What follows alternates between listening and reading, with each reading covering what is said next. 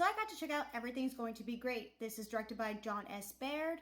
This stars Benjamin Evan Amesworth, Bryan Cranston, Allison Janney, Jack Champion, Chris Cooper, and Simon Rex. So here's our story. As the smart family wrestles with their oversized dreams, they come to realize that the struggle to find your voice and your place in the world can happen no matter what stage in life you're in.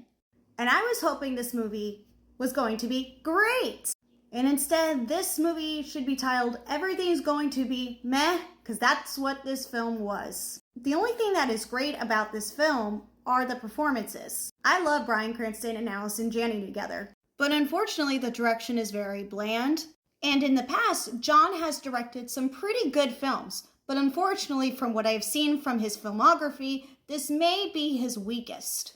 Also, the tone of this film is a bit uneven. The film is written by Stephen Rogers, who some of you may know for writing I, Tonya. That film was what earned Allison Janney her Academy Award. It's just unfortunate that the way these characters are written, nothing is really special about them. I will say I was entertained for about a good portion of this film, especially the first 40 minutes. But unfortunately, a major event happens in this film. And that's when the film becomes a bit disappointing and kind of messy. So the main character that we follow in this film is named Les, who is played by Benjamin. And his character comes from a musical theater family. His parents, played by Bryan Cranston and Allison Janney, play theater producers. And Bryan Cranston's character is about going for your dreams, dreaming big, and he's heavily involved in the arts. I think there's some relatable elements here where we see about going for your dreams and never giving up, but also fitting in, because of course Benjamin's character Les is kind of quirky, he's a little different, and I have no problem with the film exploring that. I have no problem with that at all. And it's just unfortunate that